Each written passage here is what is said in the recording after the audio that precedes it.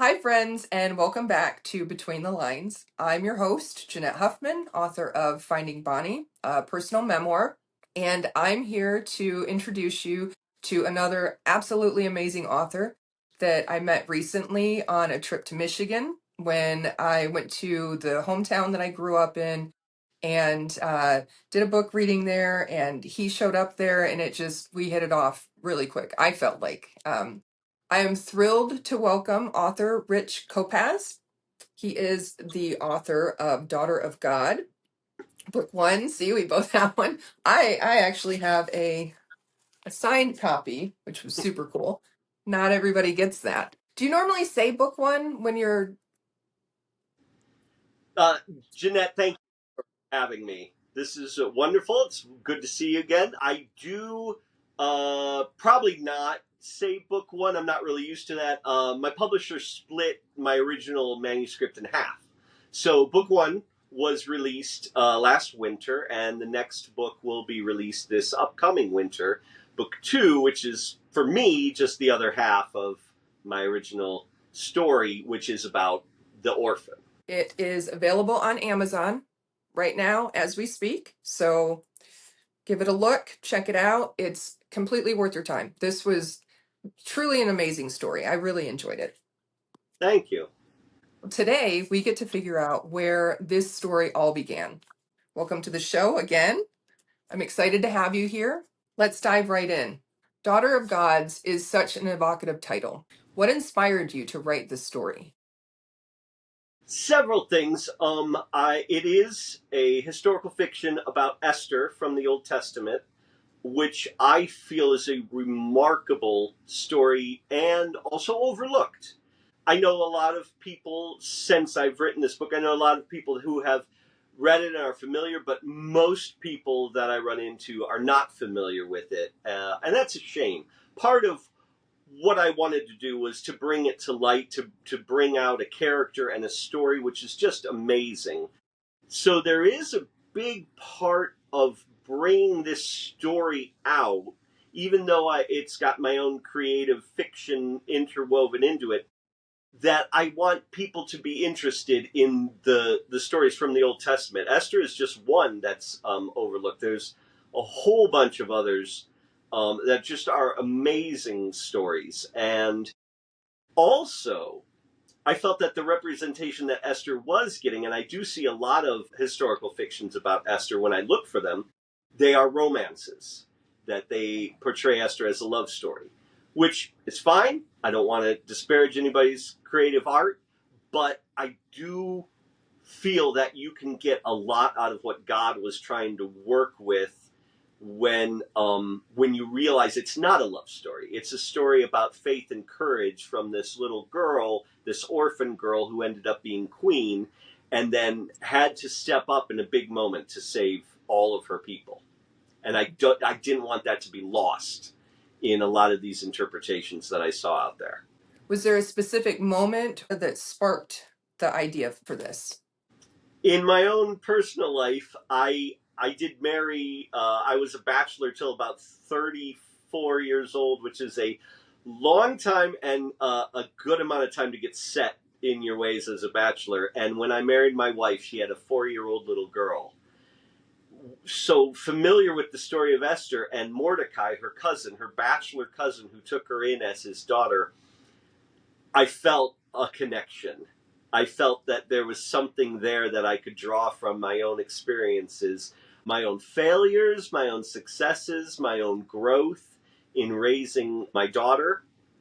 And I could draw on that to explore, because the scripture doesn't talk about their early relationship. It goes right from he adopted her to the next time we see her, she's being swept up into the pageant to see who will be the queen. So there's a gap, and I felt that with what I had experienced, that there were some areas to explore. What did they go through? How did they connect? How did they not connect? Where did they struggle? How close did they come from failing as a father-daughter in their relationship?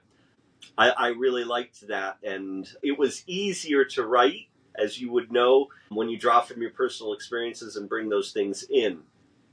When I'm writing, it's like that, where every book, and it's interesting, and I've said this I think before, I do enjoy reading the local authors books, and it's the authors that I know, right? Because as I get to know them and I'm reading their books, I can see them in the book, can kind of be like, this character is the author.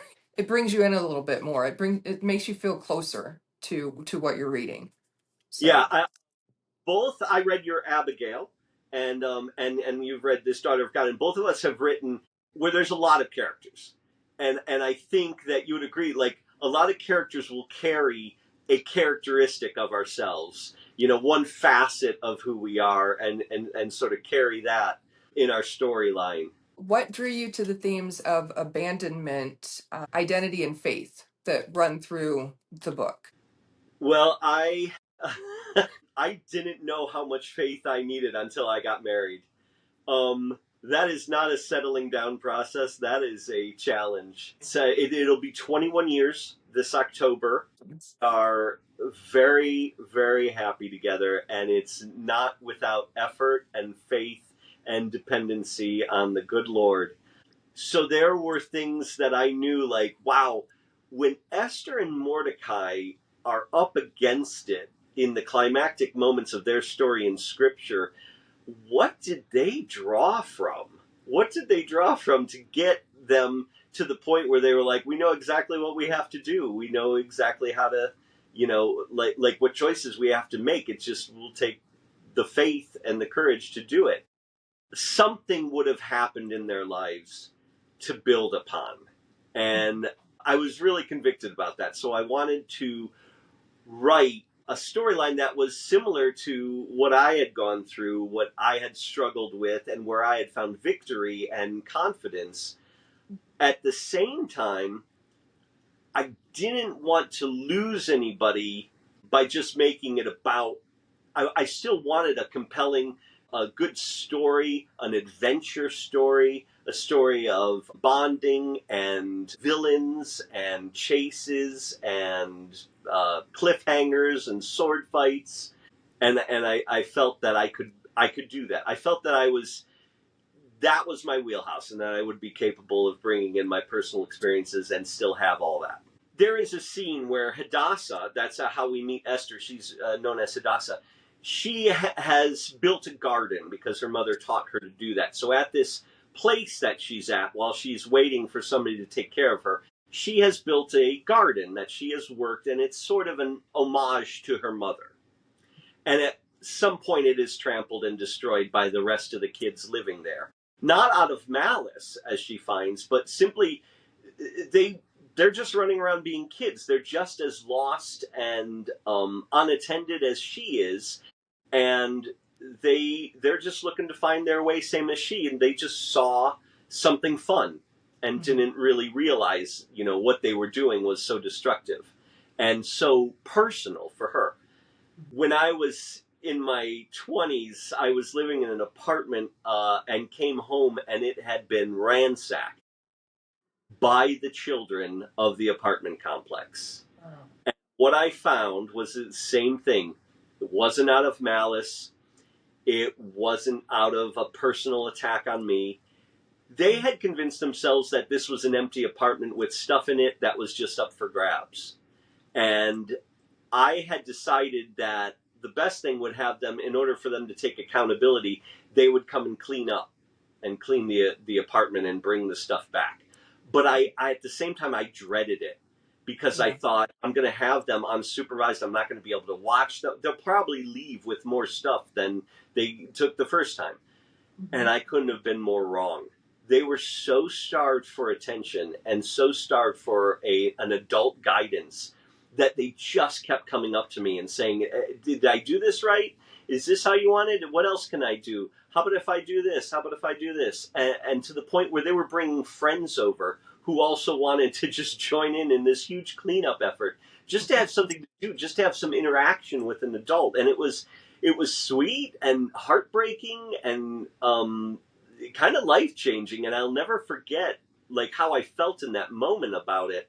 And so I drew upon that for that scene because I felt that fit what Hadassah was going through and a way for her to connect in her struggles at a time when she was very deliberately disconnecting from the world. It's interesting how when you actually give somebody a chance, they surprise you. Not always, but a lot of times, So that's really, I like that. So your book is a part of a series, The Orphan, right? And you said originally that it was one book, but your publisher broke it up into several.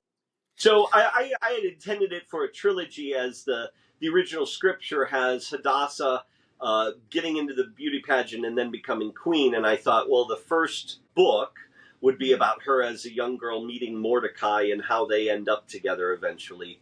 And then the second book would be her life in the pageant, learning about palace life, learning about the other girls, and learning who the good people and the bad people were, who the people who, she could depend on, and the people who were out to get her. And then the third book is once she's queen, and now she has to deal with the plot to kill all the Israelites. Since my publishers split this in half instead of a trilogy, it's more like 6 books. Books 1 and 2 are her as an orphan. Books 3 and 4 would be the pageant. And books 5 and 6 would be her as queen. You kind of answered this a little bit. What can readers expect as they get into book 2? Anything additional that you'd like to add? I love book 2. book 2, because book 2 is so satisfying, because book 1 is where I set everything up. Mm-hmm. Book 2 is where it all pays off. Okay. So it was satisfying to write. I think it's going to be satisfying to read. I think they're going to enjoy seeing how everything, as much as I could possibly be conscious of, how everything comes into play and resolves in book 2. In dramatic, climactic, heartbreaking. I'm looking forward to that. I can't wait. I always love to ask this question. Who did you write this book for? Ultimately, I did want people to get interested in some of these stories. There are, we've talked about how Esther is not a love story. It's, the king had kind of a horrible plot to bring all the young girls into the pageant.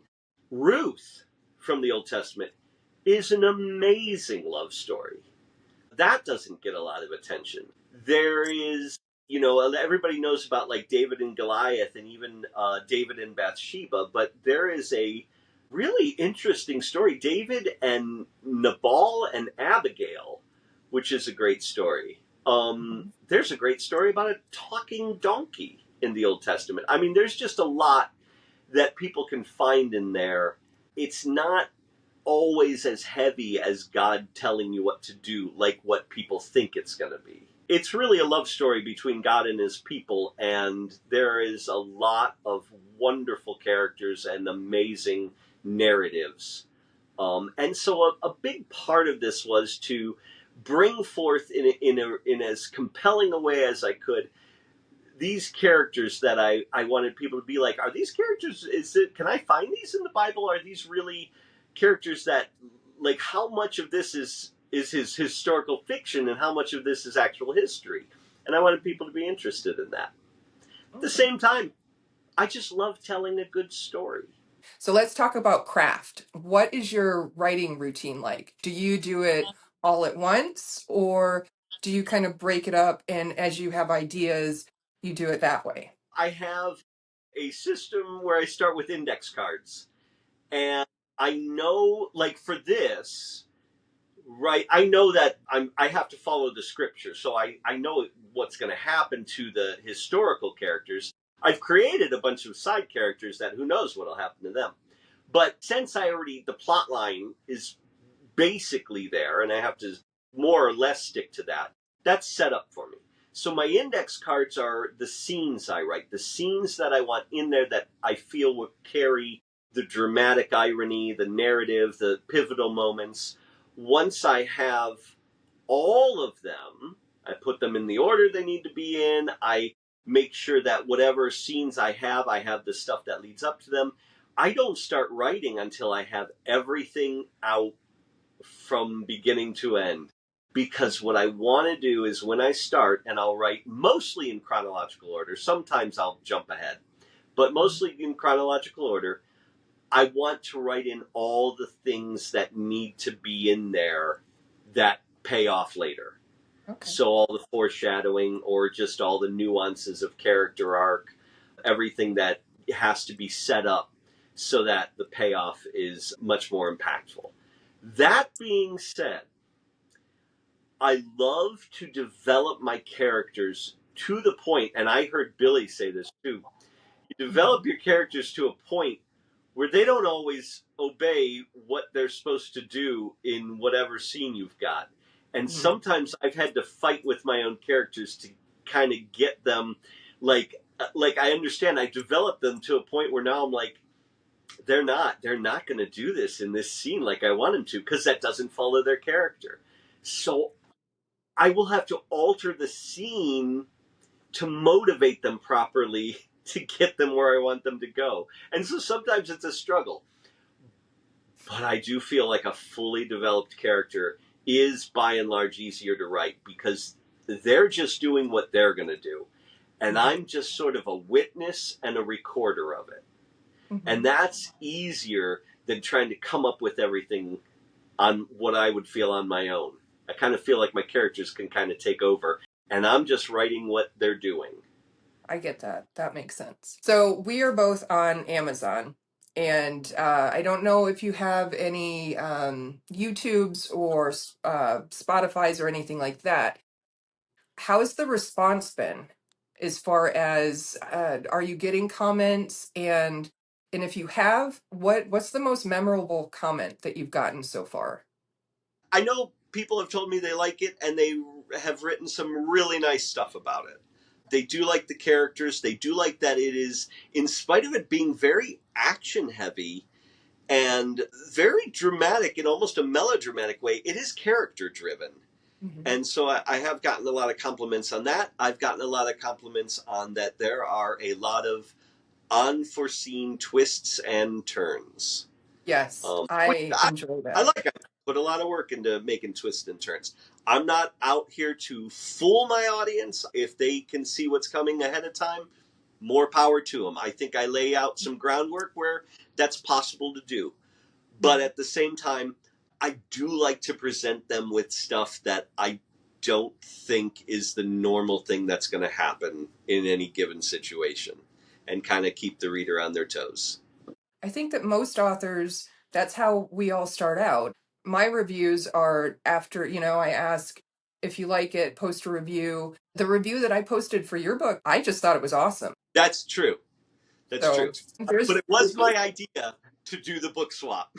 it was no, it totally was. Yes, I could see that. The mastermind. I could see that. Yeah. Okay. All Yeah, right. I'm pretty proud of that too because that worked out really well. That was it. I enjoyed that. When I went to Bangor, I didn't know if anybody would show up to that. And when I went to the library and I was talking to Yvette, and she mentioned that you were going to be there, and I was like, "What? Another author is coming? That's awesome!" Like that was. I felt You like had a room, so I just tell everybody you had amazing amount of support. It was great. It was a great room. that was wonderful. I was very nervous, but it was a lot of fun, and just getting your message out there is Mm-hmm. I don't even know how to describe it. I had a Yeah. good time. This is my like absolute favorite question to ask because I always ask myself this too. What would be your dream writing getaway? If you could go anywhere, be anywhere, what would that be? I love this question too. I never thought of this question, and then I heard you ask this question, and I thought I actually have one. I never realized it. It would be a forest. It would be a cabin in the woods. I'm not treading on new ground here at all. I like the isolation where you could just kind of get to a quiet place and have the creative process and write at your own pace in your own timeline. If you're writing and you're eating, or you're writing and you don't eat at all day, right? It's like you can do it as you like. I also like that in the woods I do feel a sense of, I'll say, adventure. I do feel a sense of something's just about to happen. There's sort of a pregnant moment of, There's a wilderness is exploration, exploration is new experiences. Yeah, the unexpected. I like that combination. Mhm. The isolation, but at the same time, you're in a place that's fertile for imagination. And I and for me, that's a cabin in the woods. Before we wrap up, Rich came up with this idea.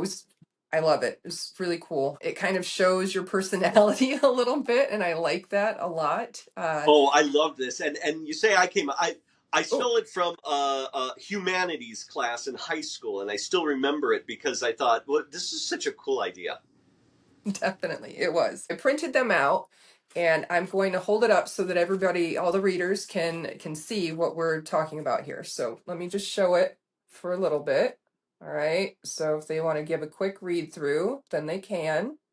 So picture it's the end of the world. There's one last bunker of survivors, but out of like the 12 or so that go in there, only 5 make it to start the world over. And the idea is you pick the 5. And in the original idea, you're picking them for who do you think will give the world the best chance? And so there are go-tos. There's like if you have a doctor, if you have a military guy. So I've highlighted sort of the obvious ones, but I mean it doesn't have to be everybody could have different opinions on who they think gives the best chance starting the world over. And Okay. then now that you've picked who you think will survive, pick the list again, but this time pick who you think if they survive, who would make the best story. What character arcs would be the most compelling? What would be the best dramatic storyline? And so now when you look through it again, you're looking through it through a very different lens. All right, so I'm going to show yours, and then afterwards, I'm going to tell you which ones that I think I would have picked. Is that cool? Awesome. Okay, all right. So here's yours. Okay, so I know just from memory, like I know it's like meth addict, convicted murderer, Suspicious prostitute, ice cream man. suspicious ice cream man. I like I love that one because my mom always put this fear of strangers into me and my siblings. And so my children, in order to help them understand, stay away from strangers, they would hear the ice cream truck coming around, and I would tell them, "Don't go over there. There's dead bodies in there." I know it sounds so messed up, but to this day it sticks with them. And every time we hear the ice cream truck, they're just like, "Oh, I don't want to go over there." That's so funny. I fa- I as a little kid, I failed the whole don't talk to strangers. They had like a whole thing where they told us, and then they had their hired employee outside the fence line Oh offering no! candy, and I And you ran took right. it? Oh yeah, God, I really? 100%. And they said to me, and this was the conversation. They were like, "We just told you don't take candy from strangers." And I said, "No, that guy." I said to them, "That guy was giving me candy. He's a friend." Well, I could see that though. Or like if they were selling puppies or giving puppies away, it's like, but how do you say no to that? They're like, Oh my gosh. Yeah, let's see. So you've got suspicious ice cream man, prostitute, science fiction author, meth addict, and I think I love this one. The turtle hating Italian plumber. What? Who so is that was that? my son's idea. That was my son's idea. That's Hey, hilarious. there are people who will know exactly what I'm talking about. Okay, that's funny. I like that. I Yep. think if I changed any, I would probably do you didn't have the convicted murderer. I think I would pick that one. You had to have someone on your side. They'd be willing to do the things that you're just like, I'm not doing that. Other than that, I like your choices. They're good. Before we go, what is one thing that you hope that your readers can take away from Daughter of God? I hope that they can see, like any worthwhile, read. I hope they can see a little bit of themselves in certain characters. I hope that they can see a little bit of insight into characters, into themselves, into the world. Just it doesn't have to be earth shattering. I think that a good relatable character can just bring that out in a person, and they can kind of relate and have a rapport with a character that's well developed. That they can follow a good story and be curious about its source material. Thank you so much for being here.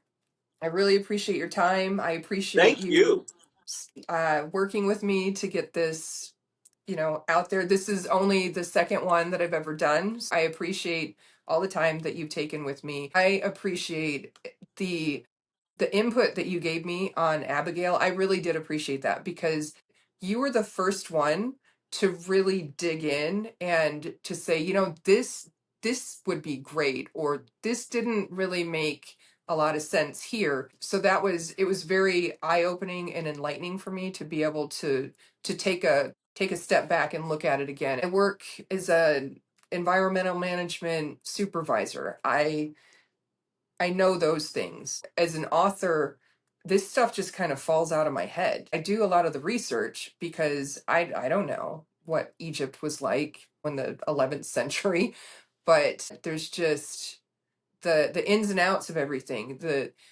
putting everything on social media and the podcasts and the recording and the editing, all that stuff has just been this whirlwind of trying to figure it out. Thank you for helping me with that. I finally got to sit down with that book again and kind of just look at it and be like, this could be so much better. I could make this so much better. Well, Thank you for that.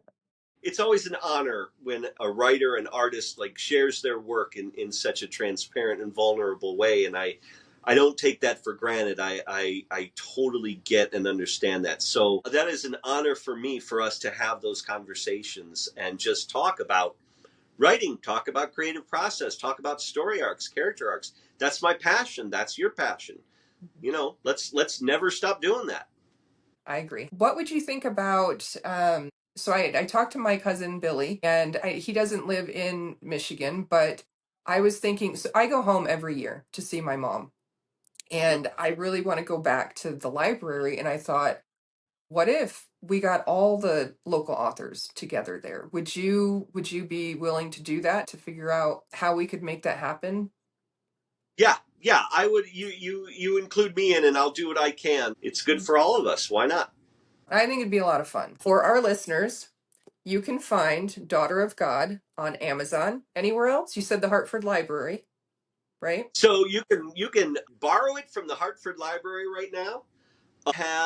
Supposedly the paperback version should be coming out September, October, and then book two in the winter, and that's right there on Amazon. Do you have anything else that you'd like to say to the audience, the listeners, before we go? I think we've done a wonderful job. I think we've covered what we came out here to say, what we came out here to express as writers and artists. And yeah, go out there. We'll write, we'll scribble, we'll brainstorm, and then we'll get together again. All right, that sounds great.